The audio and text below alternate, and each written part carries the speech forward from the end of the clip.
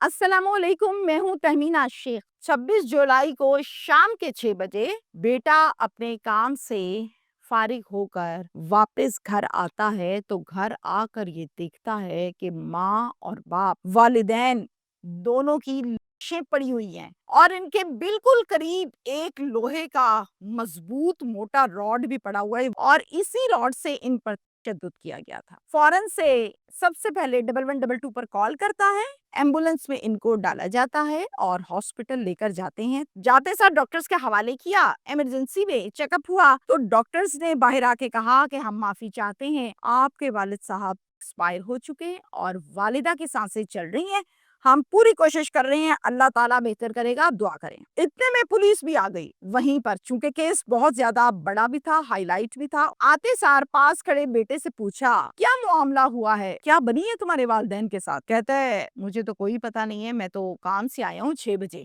اور آگے آ کے دیکھا تو امی ابو کا یہ حال ہے، اس کے علاوہ کچھ پتہ ہی نہیں ہے، صبح گھر کا ماحول بالکل ٹھیک ٹھاک چھوڑ کے آیا ہوں تو یہ حالات ہیں۔ اب ڈاکٹر سے پوچھا جاتا ہے کہ والدہ کی کیسی طبیعت ہے تو ڈاکٹرز کہتے ہیں بہت بہتر ہے، انشاءاللہ ہوش میں آ جائیں گی جلد۔ اب جناب پولیس بھی اور یہ بیٹا بھی اپنی والدہ کا انتظار کر رہے کہ کب ان کو ہوش آتی ہے۔ انتظار کرتے کرتے رات ساری گزر گئی اور اگلا دن چڑھ گیا، صبح ہو گئی اور پھر آہستہ آہستہ انہوں نے آنکھیں کھولی، ان کو ہوش آ گیا۔ جیسے ہی ان کو ہوش آیا، والدہ نے کہا بیٹا تمہارے باپ کو تمہارے چھوٹے بھائی نے مارا ہے۔ پاس پولیس بھی کھڑی ہوئی ہے۔ پولیس کہتی کتنی عمر ہے ماں جی بیٹے کی؟ کہتی ہیں کہ اس کی عمر 16 سال ہے، سب سے چھوٹا ہے، اس نے لوہے کے راڈ سے مارا ہے مجھے بھی اور میرے شوہر کو بھی۔ مجھے نہیں پتا کہ میں کیسے بات چیت کر رہی ہوں، زندہ کیسے رہ گئی، مجھے سمجھ نہیں آ رہی، جتنا اس نے مارا ہے ہمیں، مجھے جب وہ چیز یاد آ رہی ہے تو مجھے سمجھ ہی نہیں آ رہی کہ کیا میں زندہ ہوں۔ اللہ اکبر، توبہ استغفار، جو ماں کے منہ سے یہ نکل رہا ہے، جس ماں کے منہ سے یہ نکل رہا ہے، سوچیں اس نے کتنی تکلیف برداشت کی ہوگی۔ پولیس پوچھتی ہے ماں جی یہاں تک بات آئی کیسے؟ کوئی جھگڑا، کوئی مسئلہ، کوئی پریشانی ہوئی تھی؟ اور پھر وجہ بتاتی ہیں اور وجہ سننے کے بعد یقین کریں پولیس حیران اور پریشان ہکی بکی کہ 16 سال کا بیٹا اور پھر سگا بیٹا اور اس انداز میں، آخر اس بیٹے کو ماں سے کیا دشمنی تھی؟ اس قدر تشدد یا تو نفرت پر کیا جاتا ہے یا پھر دشمنی پر کیا جاتا ہے۔ کیا تفصیلات ہیں یہ سب میں آپ کو بتاؤں کہ یہ واقعہ ہے قصور کا، اور قصور کی ایک تحصیل ہے جسے ہم کہتے ہیں چونیا۔ چونیا کا علاقہ کوٹ رتن سنگھ، جہاں پر ایک فیملی رہتی ہے جس میں گھر کے سربراہ کا نام ہے شمشیر علی صاحب، عمر ہے شمشیر کی 60 سال۔ شمشیر کی بیوی کا نام ہے شمیم اختر اور شمیم صاحبہ کی عمر ہے 50 سال۔ اللہ تعالیٰ نے ان کو 3 بیٹے دیے، سب سے بڑا بیٹا نذیر احمد، اس سے چھوٹا بیٹا وسیم اور اس سے بھی چھوٹا بیٹا نعیم۔ وسیم کی عمر 20 سال اور نعیم کی عمر 16 سال۔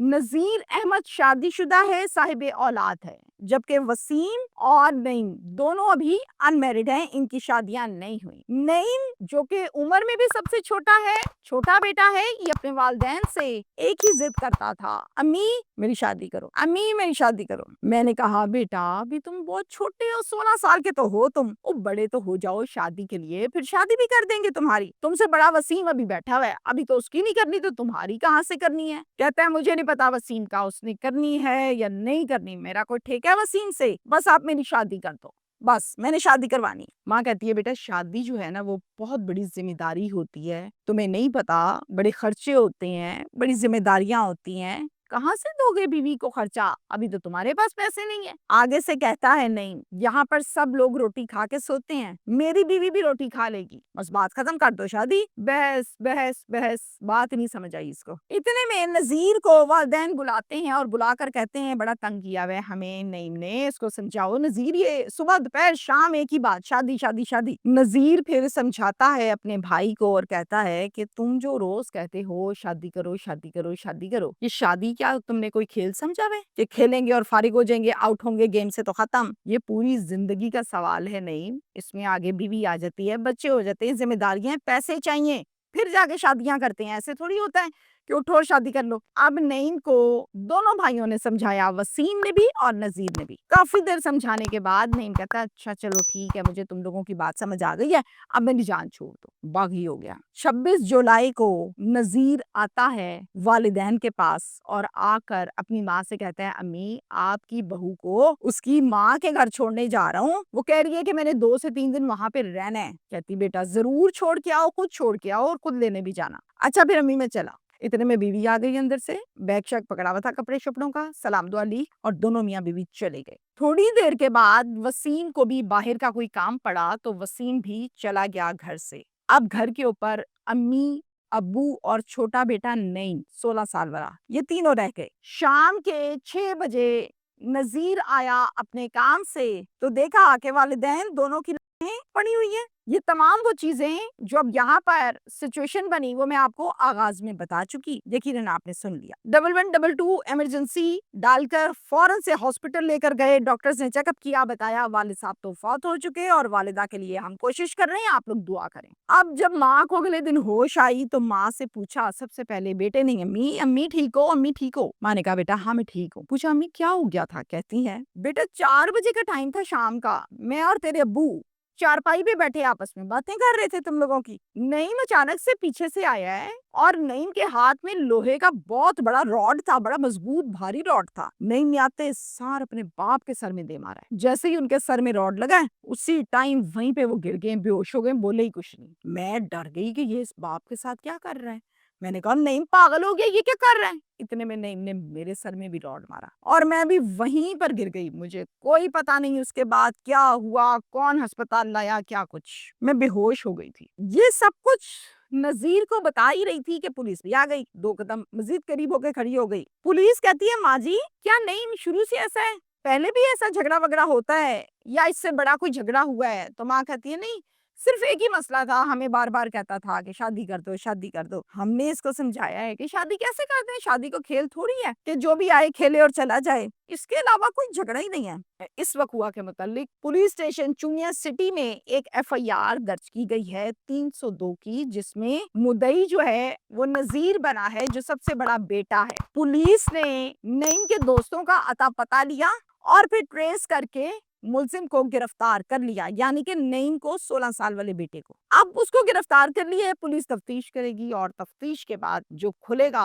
قصہ وہ آپ کے سامنے بتایا جائے گا، لیکن یہاں تک یہ ہے کہ ملزم پولیس کی حراست میں ہے۔ اب یہاں پر 2 قسم کے موقف سامنے آ رہے ہیں، ایک وہ ہے جو علاقے والے کہتے ہیں، ذرائع بتاتے ہیں، اور دوسرا وہ ہے جو سگا بھائی نذیر کہتا ہے۔ مختلف ذرائع یہ بتاتے ہیں کہ لوگ یہ کہتے ہیں وہاں کے کہ یہ بچہ اپنی شادی کے لیے بہت ضد کرتا تھا اپنی ماں سے، اپنے باپ سے، اور کہتا تھا میری شادی کر دو، میری شادی کر دو، بہت جلدی میری شادی کر دو۔ اور پھر ماں باپ اس کو ہر دفعہ سمجھاتے تھے اور یاد سے نہیں کافی دنوں سے ان کے گھر میں چل رہا ہے، باہر تک آوازیں آتی تھیں، اسی وجہ سے اس نے اپنے ماں باپ کو مارا ہے۔ اب دونوں بھائی وسیم اور نذیر، یہ دونوں بھائی کہتے ہیں کہ ایسی بات نہیں ہے کہ اس وجہ سے اس نے میرے ماں باپ کو مارا ہے۔ میرا بھائی نعیم 16 سال کا ہے اور ذہنی طور پر یہ تھوڑا سا بیمار ہے۔ ذہنی بیماری کا علاج ہم نے کافی زیادہ کروایا ہے، بہتری بھی آئی، لگتا ہے اس کو پھر سے کوئی دورہ پڑا ہے اور دورے کے درمیان ہی اس نے ماں اور باپ کو راڈ سے مارا ہے۔ اس کے علاوہ کوئی ایسی بات نہیں ہے، شادی والی تو بات ہی کوئی نہیں ہے۔ یہ پتہ نہیں کون سے لوگ الزام لگا رہے ہیں۔ اب یہاں تک بات ہے، پولیس کرے گی نعیم سے تفتیش کہ کیا تم نے جو اپنی ماں اور اپنے باپ کو راڈ مارے ہیں، یہ راڈ کہاں سے لائے تھے تم، اور یہ پلاننگ کیسے کی تھی، کس کے ساتھ جا کے خرید کے لائے تھے، کون سا راڈ لائے تھے اور کتنے روپے کا لائے تھے اور کس دکان سے لائے تھے، اور پھر کیا تم اس انتظار میں تھے کہ سب گھر سے جائیں اور پیچھے بوڑھے والدین رہ جائیں اور پھر تم مارو گے؟ اور پھر اسی تفتیش میں سوال جواب سے پولیس کو سمجھ آ جائے گی کہ واقعی ذہنی مریض ہے یا پھر اس کو مظلوم بنا کر پیش کیا جا رہا ہے، اسی میں کلیریفائی ہو جائے گا۔ پولیس بڑی تیز ہوتی ہے، ان کو آتی ہے تفتیشیں کرنی۔ کیس کی تفصیلات ہوئی مکمل، اور اب میں اپنی رائے آپ کو یہاں پر دوں۔ میں اس بات کو سرٹیفائیڈ نہیں کر رہی، نہ سٹیمپ لگا رہی ہوں کہ ہاں بھائی نعیم تو واقعی پاگل ہے یا ذہنی مریض ہے، نو نیور، یہ پولیس بتائے گی، ڈاکٹر بتائیں گے۔ ایک جنرل اوپینین یہ ہے کہ بیماریاں تو ہر گھر میں موجود ہیں، توبہ استغفار، اور اب تو بہت زیادہ ہیں، کہیں کینسر ہے، کہیں شوگر ہے، کہیں بلڈ پریشر ہے، اور کہیں پر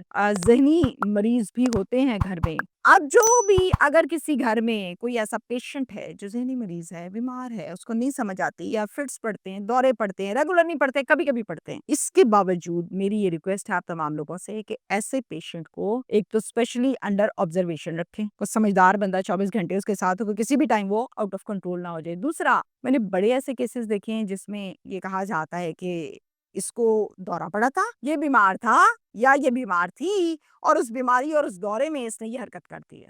بعد میں پورا میڈیکل بورڈ بیٹھتا ہے، پرچے کے مطابق تھانوں میں لمبے قصوں کے بعد کلیریفائی ہوتا ہے کہ واقعی ذہنی مریض ہے، یا اس کو ذہنی مریض بنا کر کوئی نرمی برتی جائے۔ اس لیے یہ سب کچھ فائل میں لگایا جاتا ہے کہ جو ہے جی ملزم یہ تھوڑا سا پاگل ہے، جج کو ترس آئے، اور جج جو ہے نا، جو سزا 15 سال کی ہونی ہے نا، وہ 12 سال کی ہو جائے۔